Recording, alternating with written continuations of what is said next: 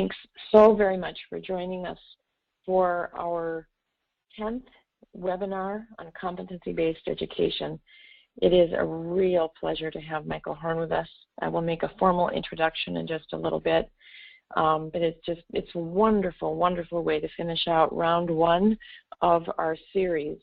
Lisa and I kind of talked about this and had 6 people lined up, and then, you know, it just kept growing and growing, and finally she kind of said, okay, we need to stop for round one. And that was a good idea, because now what we're doing is regrouping, and rather than saying this is the end, we're going to do round 2.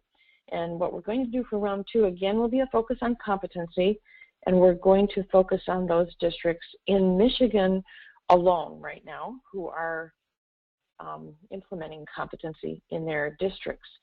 And I think what's really kind of happening is through some of these webinars, we've learned about you know, others who are down that road, and I think it would be really fun to showcase our Michigan people for a little bit. And then you never know, we may go to round 3, and I don't know what that will look like, but we'll be starting those the first of the year. We'll put that up on our website, on the EdTech Specialist website, so that you can see once we have the schedule set up. We pretty much have the group of presenters set. We just need to get the dates set up, and as I said, that will be after the first of the year. In the meantime, we've got the Michigan Innovative Schools Conference, which is December the 9th. If you haven't heard about that or want any information, you can contact me or Lisa. Lisa would direct you back to me, because I'm the one kind of working with that group. But would love to have you there. It's going to be a great, wonderful conference again this year, our 3rd one. And the day before that, for those of you who actually reside in Michigan, or even if you're nearby, we're going to do one of the EdTech Specialist Day of Conversation in Fraser. Dave Richards is on with us today as a participant, not the presenter. He did the presentation for us a while back. And Dave and Fraser are going to host us on December the 8th. And so, if you have any questions, you can go to the website or contact us. We would love to have you join us for that as well. So as we kind of get the ball rolling here, one of the first things that I would like to do is to make sure that we thank all of the wonderful sponsors who have helped us put this together. You can see on the screen that we've got ThinkSpace to Recognize. That is a conference center that's a really unique setting. I would encourage you to kind of Google that, take a look. It's a very small, intimate setting, very creative, and it really gets the juices flowing. It's a wonderful, different kind of way of putting together a conference venue. We've had My Virtual Academy. They've actually been as a premier sponsor, as well as has Michigan Virtual, and these guys have been great to sponsor us throughout many things that we've been putting together through EdTech Specialists, so thank you for that. And then, of course, thank ourselves, EdTech Specialists. We're real proud of what we've put together. This series of 10 has been, it's really launched a lot of conversations, and it's connected people who previously may not have known one another or known how to connect with one another. So I think it's really kind of elevating the conversations throughout Michigan and beyond. So again, thank you to all of those people who have been a part of the sponsorships. Likewise, you know, what I want to do is make sure that I cover kind of the format for today.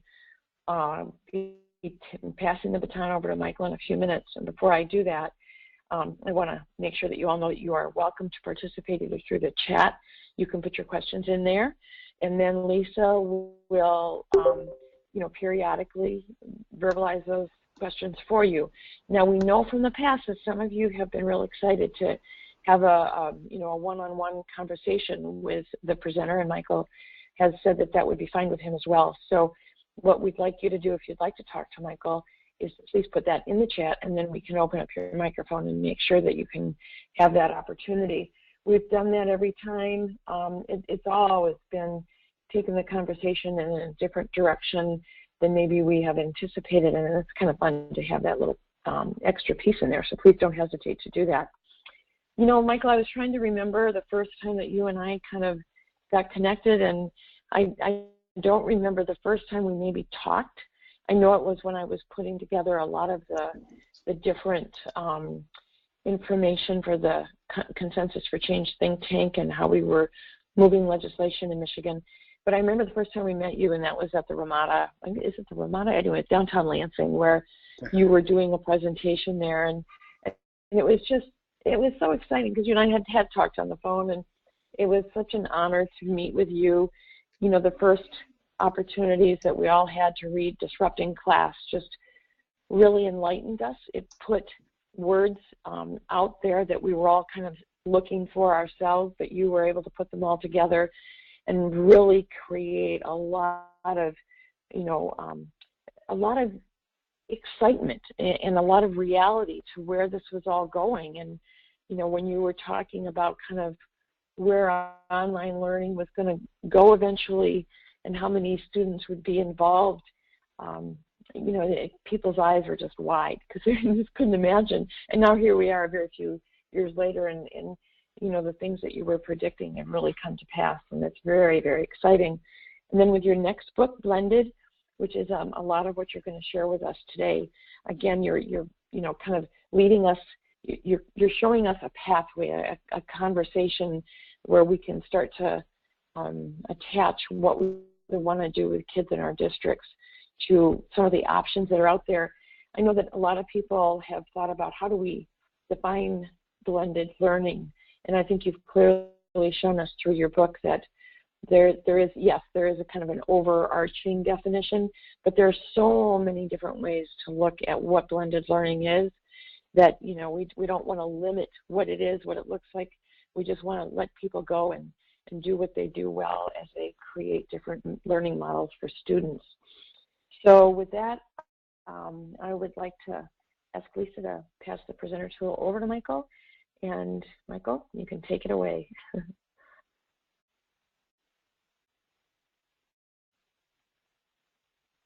Sorry, Lisa, can you send that one more time over? I hit the wrong button. Okay, you can, do you have the presenter tool in front of you now? No, can you send that one more time, and then I'll say yes. Oh, send it one more time. I'm sorry. Lisa, could you do that? Yeah, sorry. No problem.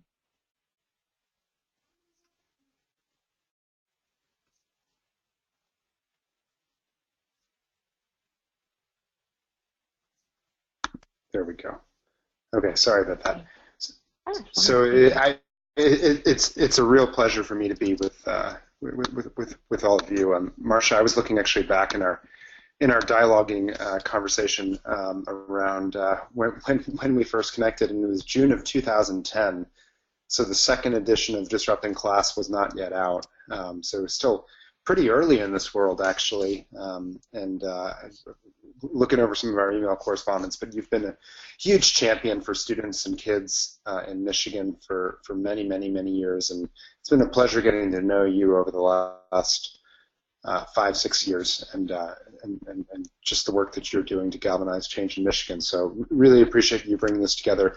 Really appreciate all of you on the call, and those of you who will tune in afterwards to learn more about blended learning and how it relates to the goal that you're ultimately pushing here, which is toward competency-based learning to really create the student-centered future for every single child, where every child can realize their potential. So in my sense, and I'll just say this up front, but then I'll dive into my presentation, is that blended learning is going to be one of the key ways we get to that vision of scaling a high-quality competency-based learning to all students. So just think there's enormous opportunity for that, and excited to share with you some of the themes from our book, Blended. There's the cover, which came out about a year ago. I co-authored it with Heather Staker, and it's really a sequel to Disrupting Class in many ways. But if Disrupting Class was at 50,000 feet around how online learning would change the way we learn, in essence, Blended becomes a much more of an action-oriented guide to help districts go through a design process toward harnessing the mix of online learning in schools to really put students at the center. And so that's really what I thought I would talk through today, is just give a high level of that book, and I'll try to connect the dots at each turn, if that sounds good, to how it relates to competency-based learning specifically.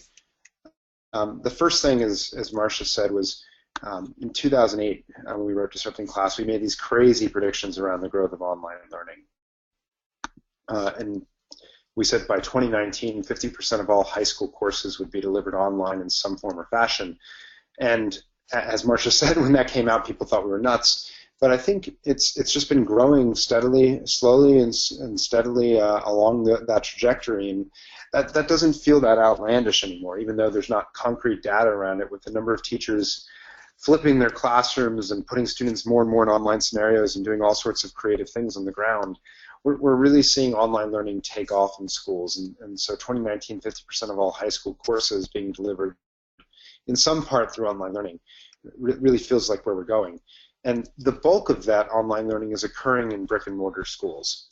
And educators in our field sort of tacitly were calling that blended learning for some time, but no one knew exactly what it meant, right? Was it just technology in schools?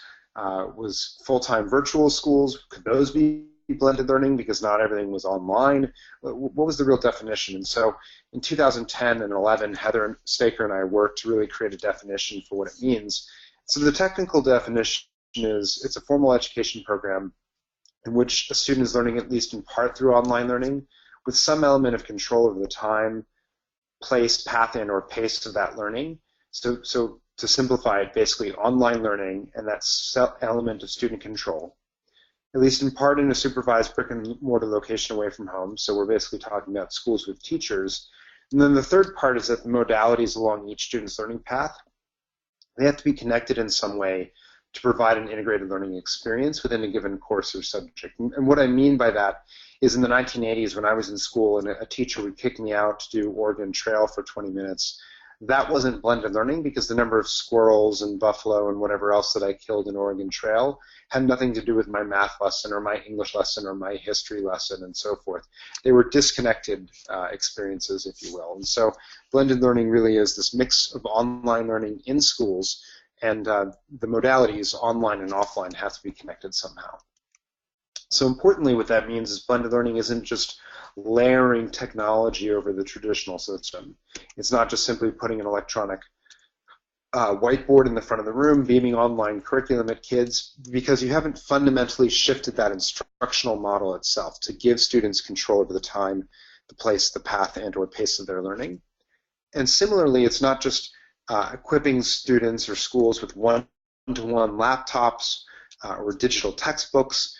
While those things may be important enablers of blended learning, just because you have those devices doesn't mean you've made that instructional model shift itself, and the model really matters far more than the technology. And similarly, many really exciting blended learning models have far fewer than one-to-one devices for students, and they do really, really well. So it's important to see it not just as technology or technology for its own sake, but really that instructional model shift with technology undergirding it. Now, as Marcia mentioned, there's a whole host of models pouring out across the world really at this point around how to do blended learning. This is just a chart to capture some of that taxonomy. At the top you see brick and mortar schools meet online learning, and they have a baby whose name is blended learning, and then blended learning itself has lots of offspring, if you will, that looks very different. The observation that I would make for you as you look at this chart is what's interesting is that the models on the left-hand side, so the rotation model, those models tend to be more rooted in our time-based system and less able to shift to competency-based learning. And the more you move to the right across the spectrum, the more able it is to be ready for competency-based learning. I'll show you what I mean by that. So a station rotation model, this is a screenshot in which students are rotating literally between fixed stations at certain points in time. Very common in elementary schools because many elementary schools have long taught with the centers-based model where students are rotating among different centers. So here, for example, in that screenshot, you've got a small group of kids on the rug with a teacher. You got, if you can see in the back, I'll zoom in, you have kids in the back doing computers. At fixed points in time, they're rotating between these different centers. And so clearly blended learning, but at some point you're anchored into the time itself. And so the ability to move on upon mastery, which is so important to competency-based learning, is not fully there in the station rotation model. You contrast that with the flex model, where online learning is really the backbone of a students experience, and they're moving flexibly and fluidly into different activities. This is a screenshot of one school in California that does the flex model. And those activities might be group work, it might be projects, it might be small group instruction, it might be tutoring sessions with the mentor, all over the place. You're moving flexibly and fluidly, but that experience is really anchored on each individual student moving flexibly and fluidly, not as a class doing so. And as a result, it's a much more natural fit for competency-based learning where you're truly moving on upon mastery of different subjects. Now, the big question, of course, is why should we care about all this growth of online blended learning? And my sense is that the things driving its adoption really help us anchor into why we should care, and it's really this opportunity to realize student-centered learning at scale. And when I use the phrase student-centered learning, that's a phrase that means a lot of different things to a lot of different people in K-12 education. What I mean by it is very simplistic. I just mean the right learning experience at the right time for the right student, whether that's projects or drilling or practicing or small group or Socratic discussions. Those things depend upon the student and upon where the student is in his or her learning, and depend upon the particular objective you're trying to get a student to master. My sense is it's just the right learning experience at the right time, and so to do that, you need personalized learning, personalizing it for each student, plus competency-based learning, and I'll go a little bit more into that in a moment. But what's driving it then is this search for personalization being the really big first thing that's driving it for educators, and it points to this fact that all students have different learning needs at different times, and while there have been lots of attempts to categorize what these differences are, there's just been a lot of disagreement in the literature about which ones are the real differences, which ones actually matter, and so forth. But if you boil it down, what cognitive scientists today don't disagree on is that some students learn quickly, some students learn more slowly, and these differences tend to depend on the subject domain in which you're working. And the reason for these differences is that we all have different working memory capacities, literally the ability in the front of our brain in active memory to manipulate visual and auditory information at any given time. And we all have different what cognitive scientists call long-term memory, but you might think of as background knowledge, just the set of experiences that we've had, and therefore we all develop conceptions and misconceptions about various things. And if you come to a new learning experience with a certain misconception that has real prominence on your ability to learn that new concept, if a teacher doesn't correct that misconception, you as a learner just continue to have that misconception grow and persist and affect your ability to learn that new material. And the problem with that, of course, is that we all bring in different conceptions and misconceptions, or even lack of conceptions. And so if we want to personalize, if we want to have every single student succeed, we need to be able to personalize for those differences. But the challenge was that our current education system was really modeled upon a factory to standardize the way we teach. And we batch students up in classrooms, we add value to them and ship them out the other side. And as a result of all those differences, though, students develop holes in their learning, what educators refer to as the Swiss cheese problem, where I know that I have 30 kids, they all have holes in their learning, but the real challenge is I have no idea which students have which holes. And so reaching each of them is really, really challenging, which makes it hard to do competency-based learning or even student-centered learning. And that all points to the fact that our current system is built upon the time being fixed, but the learning being highly variable.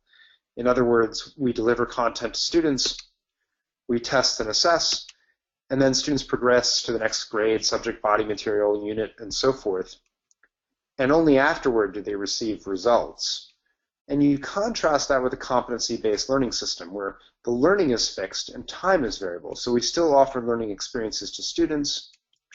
We still test and assess because testing and assessment is a critical piece of learning. And then in this system now, students are receiving real-time and interactive feedback based on that testing and assessment, which actually informs what they do next. It's that offer learning experiences to students. You know what to do next with the student based on what they've understood or not understood. And only once students have truly mastered material do they progress to the next body of material? Whether that's a knowledge-based thing, a skills-based, or even a disposition around non-cog skills or habits of lifelong success and so forth. And so a definition of high-quality competency-based learning I've put in here from Competency Works, which, excuse me, I'll scroll back there. I'm sure you've all seen this because of the theme of this particular a set of webinars that you've all been engaged in, so I won't spend a lot of time on it, but I put it up there just because a lot of people, when you think about competency-based learning, they think you're only talking about knowledge very narrowly defined, like memorization, in other words. Or they think about it very transactionally, like I'm just trying to accelerate kids. And as you can see from this definition, this 5-part definition of high-quality competency-based learning, the way I'm thinking about it is a lot more robust along a lot of different axes to include a lot of different things and not trying to narrow it or overly narrow it that much. Now, the exciting thing about online learning is to realize that competency-based learning world, because online learning is inherently modular, meaning I can move at my path and pace and Marcia can move at hers, and we can intersect at certain points in time, but we don't have to be reliant on each other. It's not an interdependent learning process. We can really truly personalize for those differences and have students move along at their unique path and pace as they actually master material. And in the screenshot from the Khan Academy, you can actually see those students moving on at their different paths and paces in very sharp form, which is very exciting. And the other piece of this is that online learning starts to build real student ownership and agency over their work, and students actually have to start setting learning goals and say, what am I going to achieve? How do I get to mastery? What does mastery actually mean? These are all metacognitive questions that students get to ask that starts to have them take ownership over their own learning. And what's exciting about that is in the future, we're moving much more toward a world where lifelong learning is a critical skill of students.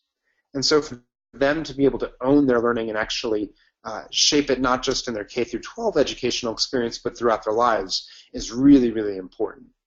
Now, the second thing that I think is driving the adoption of online and blended learning is this access and equity agenda. This notion that students have lived in geographies where they've attended schools where there have just been huge swaths of courses and experiences that they just do not have access to. And I've put a huge list of them up here on the screen.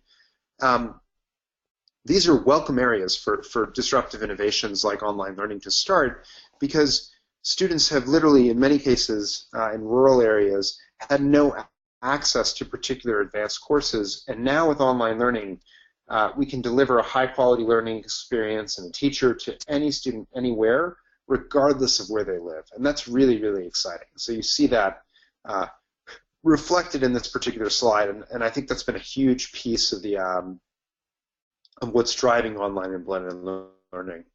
Now, the third piece is cost control, and the way I think about this is not necessarily that we're going to save a lot of money in our school systems, but more that the holy grail, if you will, of teaching and learning historically has been a tutor, right? If you have a tutor, they can adjust for your path and pace. They can change their approach based on things. They can go back earlier into your learning if you have certain misconceptions and help remediate that and so forth. And the challenge, of course, with the tutor is that while we get great results with it, it's just totally prohibitively expensive for most students to have access to. And now for the first time with online and blended learning, we have a way to scale tutor-like experience for every single child at a cost that we can afford, which is what's so exciting. Now the question, of course, is will online learning or blended learning fulfill that potential? And I think there's a lot of question marks there. I think there's some exciting things going on that say yes, it will. But I also think there's a lot of question marks. And I think one of the big things this will hinge upon is how schools and educators themselves actually implement blended learning. And so what I thought I would do with the next 15, 20 minutes or so is sort of walk through a design process to help you think about how to start, how to get involved in this world. And the first piece of it is do not start with technology. Do not start with online learning.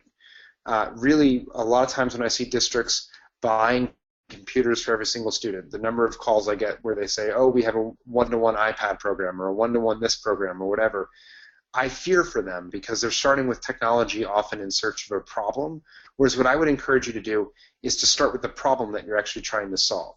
What's the rallying cry that's bringing you together, the goal that you want to achieve, or the opportunity you want to seize?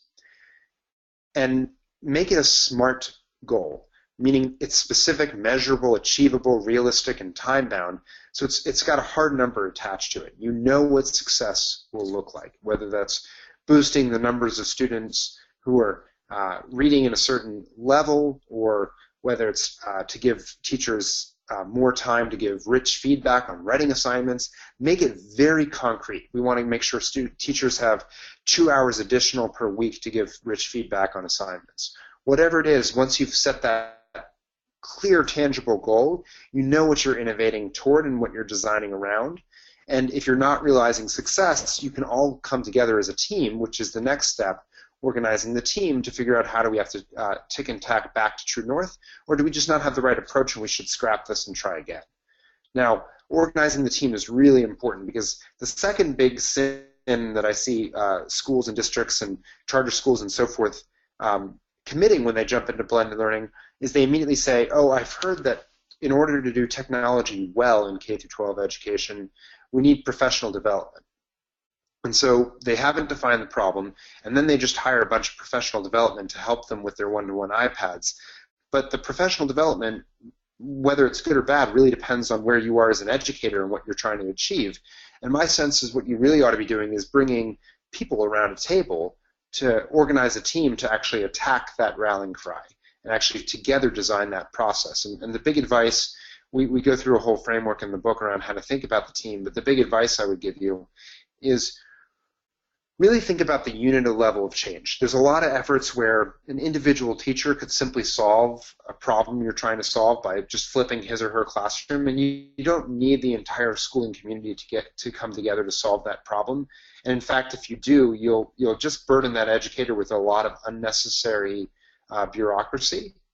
But conversely, sometimes we ask teachers to make really important changes in outcomes without giving them the full set of levers that they need at their disposal to make those changes. And so you really want a lot of educators that will impact the problem, maybe parents, students, chief technology officers, whoever it might be, to come together to really attack those problems. And so that next thing is really organize the right type of team for the right type of problem. The third thing is then start to design the student experience. And what I would encourage you all to do as you do this is to really not think of the school you have now with its current schedule and things like that that immediately limit your freedom to design and innovate, but really just pretend you had a blank canvas around the problem you're trying to solve and say, what sorts of student experiences would I want every student to come into to be motivated and to be able to accomplish and improve against this goal. And so really take a blue sky approach. You're going to have to bring it back to reality when you start to implement, but really start with a big picture without giving away any freedom to how you might implement. And so to think about the student experience that you're designing, the big question we ask in the book is, how do we think about motivation? How do we motivate students such that they want to come to school so that they'll be eager to learn and it won't be, the thing that they say is boring, where they tune it out constantly. And to think about this, we went into our research on innovation more generally and thought about that the critical thing behind motivation is to understand what are people actually prioritizing in their life? What are they trying to actually get done and succeed on? And if you understand that, you can build a set of experiences that help them get those things done, so it motivates them. But equally so will help get your jobs done of helping educate them. And so the way we thought about this is to understand the job to be done is in the mid-1990s, there was a company, a fast food company, that wanted to improve the sale of milkshakes. And so they did what most people trying to do this work did, which was they knew the exact average demographic likely to buy milkshakes. They knew what percentage of the market they had versus McDonald's, Wendy's, Burger King, and so on. And they called this average demographic in, who was most likely to buy milkshakes, and said, how should we improve the milkshake so that it will bolster sales? And so they would get very clear feedback, and it literally did not move the needle at all in terms of sales. So they had a different group of people come together, and this group actually lives in Michigan. They're in Grosse Pointe, Michigan, just outside of, on the other side of Detroit, if you will, and the Rewired group. And they just asked themselves that question of, I wonder what job people are hiring the milkshake to do. And so they, rather than ask them how to improve the sale of milkshakes, they just went to the back of the restaurant one day for 18 hours and stood in the back observing every single time someone bought a milkshake. What time of day was it? What were they wearing? What else did they buy? Were they with anyone else? Did they drink the milkshake in the restaurant, or did they go off into their cars and drive off, slurping the milkshake down? On and on and on. And at the end of the day, they saw a few interesting things. The first was that 80% of milkshakes were sold at 2 times during the day. 50% in the early morning rush hour commute, kind of gross, right? And 30% in the late afternoon. And when they went back and looked at it, they realized of the 50% group, every single one of them would go into the restaurant by themselves, no one else. Every single one of them would exit the restaurant with just a milkshake, and they would never drink it inside of the restaurant. They would go off to their car, get in, turn on the car, and start slurping down the milkshake as they drove off. So the next day, the same group came, and they stood outside the restaurant this time as people left the restaurant with the milkshake in hand. And they asked themselves a simple question, which was, I wonder what job these people were trying to do when they bought the milkshake. And to figure it out, they would confront the people as they left the restaurant, milkshake in hand, and say, excuse me, and in language that they understood, what job did you just hire that milkshake to do? And so the people thought about it, and the people from Detroit helped coax them along and said, think about the last time you were in this situation, doing whatever you're doing right now. What else did you buy? And they said, I think I understand what you're saying. You see, I have this long rush hour commute to work right now, 20, 30 minutes. And I'm not starving at the moment, but I know if I don't put something in my stomach, I'll be starving by, 9:30 in the morning or something like that. And so, and it's a long rush hour commute, as I said, so I kind of want to keep myself occupied during it and not bored. So come to think of it, last week I hired bagels. But take it from me, bagels don't do the job well because they're dry and tasteless, and to make them taste good, you have to spread cream cheese and jam on them. And then while you're doing that, you're driving with your knees, and if the cell phone rings, you got major problems. I hired donuts once, but that wasn't very good at all because I had to lie to my wife about it, and it wasn't a particularly believable lie because when I got in the car later on, when she got in the car later on that day and drove off, she could see immediately that I had had donuts because the steering wheel was gross and gooey and gummy and stuck up from the donuts I'd eaten. And another time I hired bananas, which I thought would go really well, but the stupid banana was gone in 20 seconds, so I was bored for the rest of my commute. And it's not that filling, so I was starving by 9:30. And I was starving for the rest of the morning until lunch came around. And so, it turns out that I've worked with all those things, but when I hire the milkshake, it just does the job perfectly because it's so thick and viscous, it takes forever to suck up that tiny little straw, that it easily lasts me my 20 or 30-minute commute to work. I have no idea what they put in this stupid thing, if it's healthy or not, but it sinks to the bottom of my stomach and easily keeps me full. So it's keeping me occupied, it's keeping me full. And the other thing is, God had given me 2 hands. I always used one to drive with, and I never knew what to do with this other hand. And it turns out that there's a cup holder right beside me, and the milkshake fits just perfectly inside that. And so it turned out that the milkshake did the morning commute job better than its competitors, which weren't simply milkshakes from Wendy's, Burger King, McDonald's, etc., but those things plus bagels, donuts, coffee, Snickers bars, bananas, etc., you name it, right?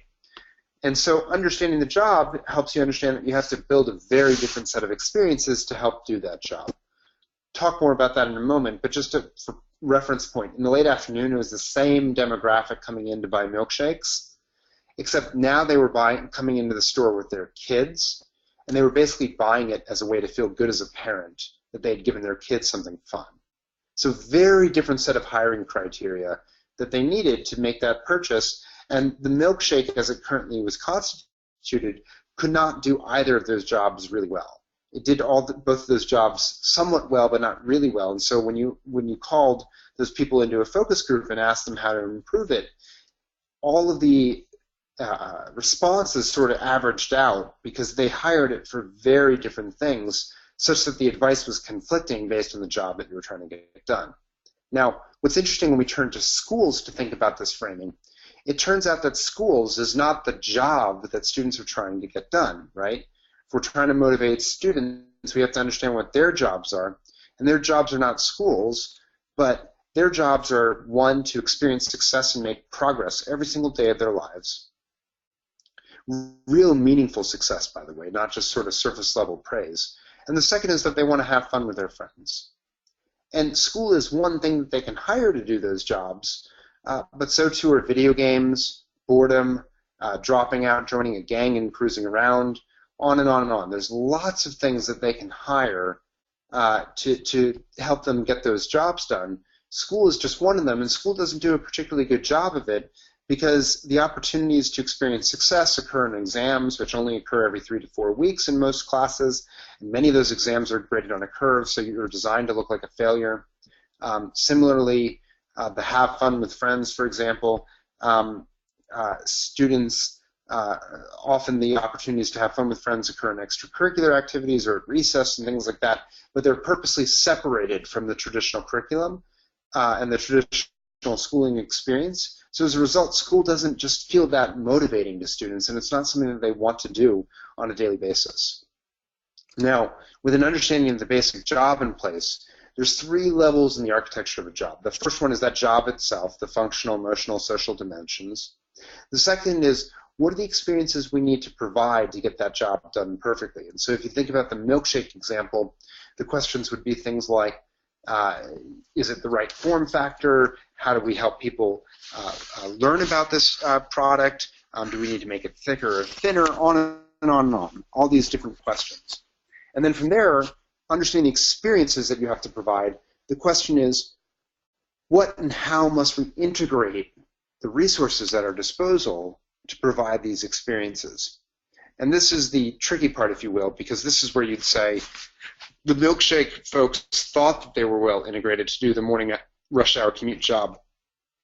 But actually, when you understand it, you realize that you'd actually make the milkshake even thicker to make sure it lasts them throughout their morning commute. You might stir in tiny fruit chunks, not to make the milkshake healthy, because they don't really actually care if it's healthy, no matter what they might tell you in the focus group. What they really care about is keeping your commute interesting, and if chunks of fruit help to enliven the experience, then it's perfect. Similarly, they thought that they had the mixing machine for the ingredients and creating the milkshakes in the right places, and then the dispenser and so forth. But it turns out if people are just trying to go into the restaurant and get out as quickly as possible and get on their way so that they can get to work, you'd actually want to create a drive-through counter or a prepaid swipe card or various features like that to help them nail that job far more better than they otherwise could have. And in the late afternoon, it would be a very different set of experiences where you'd actually want a milkshake that was less thick so that students can more easily drink it down. Kids can more easily drink it down, and on and on and on. Now, so the question is, how does this relate to education? And my sense is that Summit Public Schools has been perhaps the most thoughtful school network at helping, at thinking, what are students' jobs to be done? How do we design experiences around those jobs? And then not just so that we motivate students, but so that we motivate them to get our jobs to be done. And Summit's jobs they define as helping instill content knowledge in all students, developing habits of success, helping expose them to experiences that will give them a broader sense of possibility for what they can do in the world, and develop in them cognitive and non-cognitive skills so that they can be lifelong learners and successful in life. And for them, the experiences that they provide then are one, they said student agency is really important to help get these things done. We need to help students achieve individual mastery. There's that competency-based learning piece again. They really need to master things, feel that success before they move on to the next concept. access to actionable data and rapid feedback. This is around really putting students in the ownership of their learning, and transparency and learning goals so that they understand the whole game, not just within that year, but really throughout all of high school, so they knew what was important to put in place for students to graduate. And then the fifth thing is sustained periods of quiet, solitary reading time. So this was specific to Summit. But they realized one of the reasons students were unsuccessful and not motivated is that they never actually had time in their home lives to have just opportunities to read in a quiet form. And so it was really important as they re-architected their schedule to create those opportunities. The sixth was meaningful work experience, to really attach it to something larger and give students an opportunity to have fun with friends in their work. The seventh was mentoring experiences, really creating those relationships for students around success. And then the last one that I put was positive group experiences. So really those opportunities where students get to have fun with friends was really, really important to helping students achieve the goals that Summit had for them. And from that, then they integrated. So they created individual playlists through what was then called Activate playlist system. They now have a new one called the PLP, Personalized Learning Playlist, through Facebook. And Activate is partnered with Guru to create some of these functionalities. And really, so every student has their own playlist of how they master content that really gives them opportunities of differentiation to help unlock student learning and success. The next one is the what and how to integrate around creating personalized learning time. 16 hours a week of personalized learning time they felt like was critical for students to learn how to own their learning, which is critical to them taking charge and feeling success on a daily basis. And so the way that they did this was that you would set a goal as a learner, plan how you would realize that goal, then learn, then show evidence of your learning, and then reflect on whether you achieved mastery, what you had learned, and so forth. The next thing was a comprehensive scope and sequence through graduation that is transparent, so that students understood the rules of the game, not just in their current year, but what they had to accomplish throughout the 4 years. Rich, transparent feedback was really important. And then this is a sample schedule where you can see that they built huge chunks of time where students were doing projects, where they were working on really deep projects to help with the work in groups with other students and build a sense of efficacy and success in students for doing these group projects. Really important part of what they designed. And then the last part you see is that they built in a very conscientious opportunities for students to connect with their mentors around that have fun with friends job, if you will, realizing that teachers can be very impersonal if it's a 30-to-1 plus ratio, but if we give opportunities for students to connect one-on-one with teachers, we can make these experiences much more personal. And better opportunities for success and having fun with friends. The next thing that they did was that they created 8 weeks per year of expeditions where students get off campus and into externships in the community to have fun with friends, but also learn about the possibilities that their career could take. And then from the student experience, the next step is still not technology, but it's to design a teaching experience, asking the question, what should teachers really be able to do to deliver on these student experiences, but also so that they themselves feel motivation and skin in the game. And then from there, we start to get to that content piece, the content, technology, and facilities choosing. But you can see that really the answer to these questions are in service of the problem you're trying to solve, the team you've organized, student and teacher experience you're trying to create, not the other way around. And then the third piece is then to choose the actual instructional model. So from that early diagram of models that I showed of blended learning, really harness down on a particular area of blended learning, particular instructional model, so that you can really lock it into place. Shape the culture deliberately. It's clear to me that blended learning accelerates a good culture and makes it great, but it can also take a bad culture and make it terrible. So really be deliberate as you're giving students and teachers more agency and autonomy to define what does this have to look like. When we give students more freedom, what are their expectations so they really live up to those things. And then finally, identify and prioritize the assumptions you're making in your plan, and then test and learn as you start to implement those those assumptions, if you will, to figure out which ones are working, and then adjust your plan accordingly. Adjust the model, the content, technology, facilities, the teaching experience, the student experience, and so forth, based on what you actually are learning in the field itself. That concludes my remarks. I think I went just a couple minutes over, but hopefully it leaves 10, 15 minutes for some good conversation and Q&A, and excited to engage with you. I think there's huge opportunities, you can tell, for blended learning to really allow us to realize competency-based learning at scale in a high-quality way. And just thrilled that you all joined. Thank you, Michael. That was absolutely fabulous. As always, I appreciate all your information and insights. For those of you who are with us right now, is there anyone who would like to put a question into the chat area or have your microphone or phone opened up so that you can ask Michael directly a few questions and have a conversation? Marcia, this is Dave Richards. Do you mind if I jump in? Please do, Dave. Thank you. Michael, obviously looking at the growth rate and the trend towards the shift towards competency-based education, one of the challenges that we're running into is trying to find and work with learning management systems to support a true competency-based model.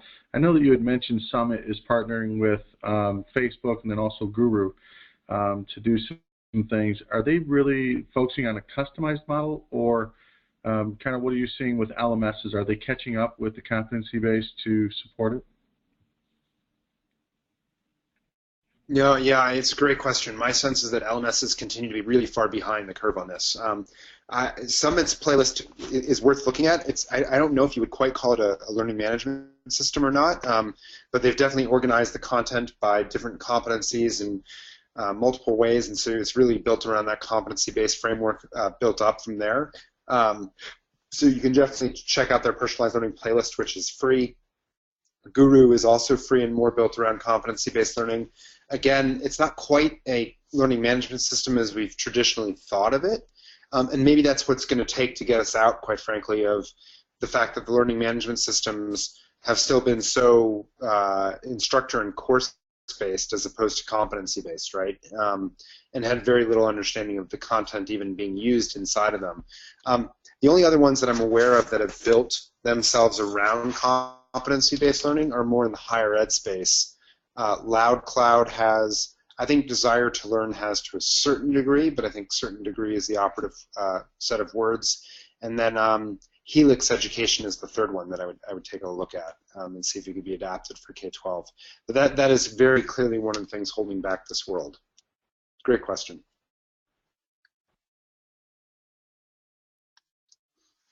All right, so we have a question from, sorry, go ahead. Nope, go ahead. Lisa, did you want to read Mike's question? Sure. Michael, the question is, I just met with a district who's working on this model. Initial resistance is arising from students because passive learning is easier. How have districts overcome this initial phase of resistance to change?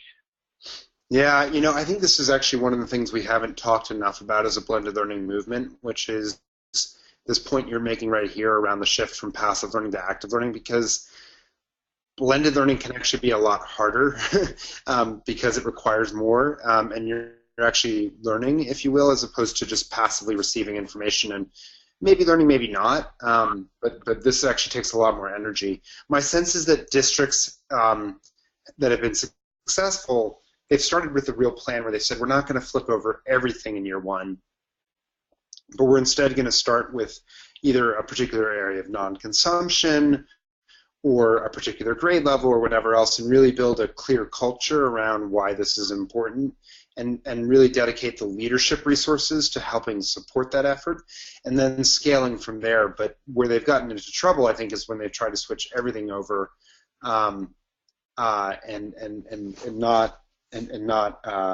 not sort of built it over or organically in starting small and then moving big, and therefore they haven't grappled with this challenge. The other thing I think that we've seen is if you don't get parents on your team a lot of times as you make this shift, they don't really understand what you're doing, and therefore all they hear from their students is, oh my God, it's harder, right? And they get angry, and then that sort of creates a motion that slows down the move to this new world. And so my sense is really helping parents understand why you're doing it, why it's going to be more exciting, what it's going to look like. Really getting into the why, not the technology, but the why, is really important to help build energy around the fact that, yeah, it's going to be a big shift, but it's also going to be a lot more fun and exciting once you get used to it. Okay. Another question that came up is, in high-achieving schools where students currently score well, what key indicators would illustrate that CBE could help them be even better?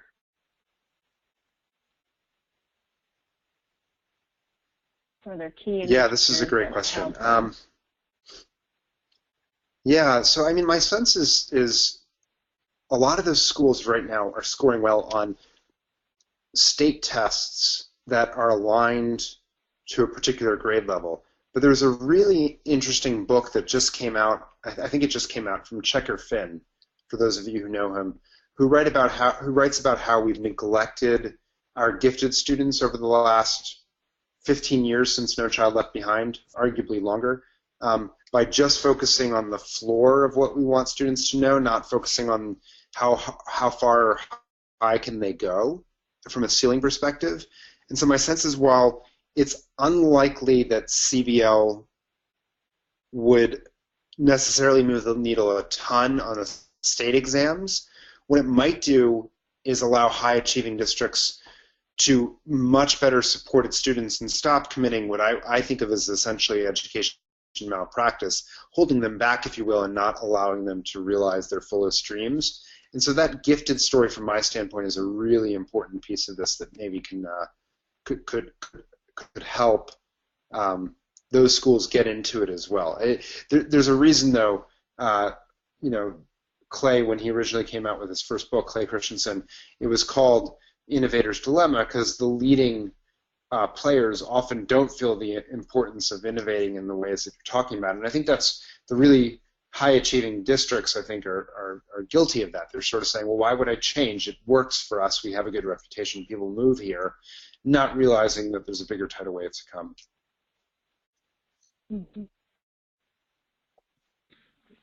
Mike, if I could ask you one more question. This is Dave Richards again.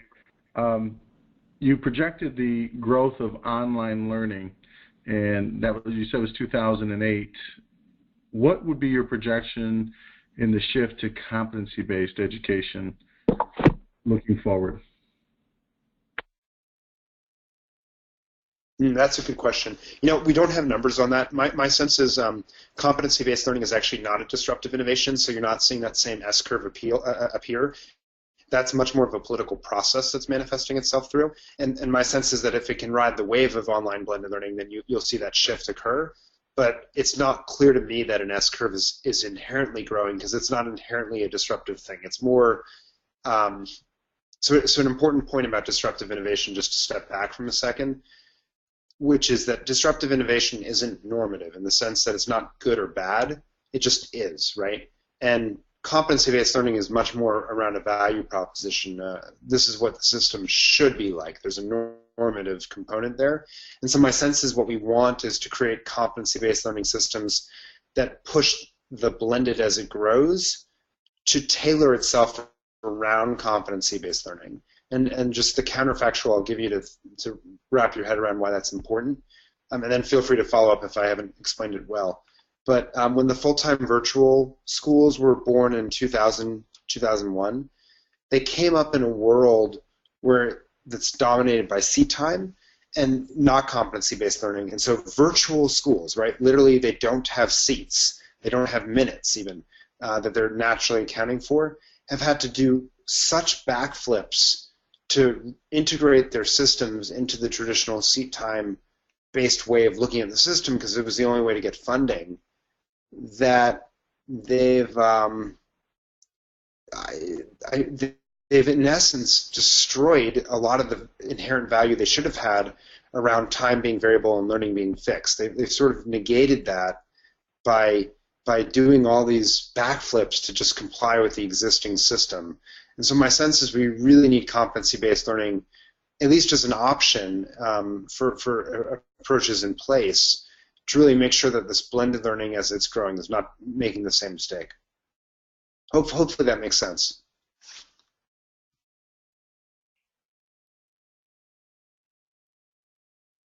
Are there any other questions? Because I have one. I'm going to wait though, let everybody, because mine is kind of a closing out question. If everybody is, and you know, you guys can always, you can see that Michael has his contact information here. I know that he's always open to all of us reaching out to him. My question for Michael is, he just recently left the Clayton Christian Institute, and I'm just excited to hear a little bit about what you're going to be up to next, Michael, where we can start to look for you and what's on the horizon. Yeah, so big change for me, obviously, founding the Clayton Christensen Institute. Been all I've known for the last 10 years, really. And so I announced a few weeks ago that I was stepping down as executive director and moving into a role where I'm going to be continuing to speak and write on the future of education, both K-12 and higher ed, but also jumping on and creating a portfolio of entrepreneurial organizations that I'm working with to really support entrepreneurs and educators on the ground in a way that I just couldn't do with the Christensen Institute, because for good reasons we have to stay above the fray and keep a neutral stance and not sort of work with any one particular player too much, if that makes sense. So in this new world, I'm going to be working with a few groups, one of which will actually continue to be the Christensen Institute, where I'll continue to do some writing and mentorship of the team there. My writing and research there will be focused on higher ed, actually. The second group I've taken a consulting contract with is called Entangled Solutions. We're an innovation consultancy for colleges and universities to help them innovate. And then the third one that I've joining hasn't been announced yet, but just a sneak preview for you all. It's going to be a philanthropic fund focused on low-income students in New York City unlocking their promise through education technology in K-12 schools, and I'm going to be directing that fund over the first year of its life, helping to set it up and figure out where it can make the most impact, which I'm really excited about. The boards that I'll be serving on, what's been announced so far in the K-12 world, I'm sitting on the board of Education Elements, which is a blended learning, personalized learning provider. Really excited to be helping them out. They support district schools and have gotten good results. There will be a couple more boards that get announced in the next few weeks that I'm excited about. One will be announced next week at INACOL, but I don't want to scoop that one. And then I'm joining a bunch of advisory boards as well. And then a couple of my board seats will be like with the Silicon Schools Fund, which is a nonprofit fund focused on helping new schools move toward blended learning, as well as the National Association of Independent Schools, a nonprofit organization there. So a lot of different hats I'm going to be wearing, but really excited about some of the technologies I'll be supporting and founding teams and so forth, because they're just some really incredible work that they're doing, and I think I have valuable insight from a strategic and connection perspective to help them. That is amazing and very exciting. You can tell it's going to be a broader outreach from you, Michael. I think that's great. We're just going to have to now. You know, I told you before, I have all these Google alerts, and they come through competency and blended learning. Now I'm going to have to do Google alerts with your name on it, so we can keep track of you, where you are and what you're up to. So that's very exciting. So thank you so very much. I appreciate that. Yes. Are there any other questions at the last second here? Because we certainly can entertain another question or two if anyone has one. If not, you know, I always like to close out making sure that we thank our sponsors again: My Virtual Academy, ThinkSpace, Michigan Virtual, EdTech Specialists. So thank you all for your role in helping to make these happen. Again, stay tuned, because part 2 is going to come up after the first of the year, where we will have districts throughout Michigan who are down the road of competency do the presentations for us. In fact, Dave Richards is going to do, he did one in this series, he'll do one in the next, so we're looking forward to that. And again, Michael, thank you so much. This has been great, and I know we'll stay in touch. Thank you.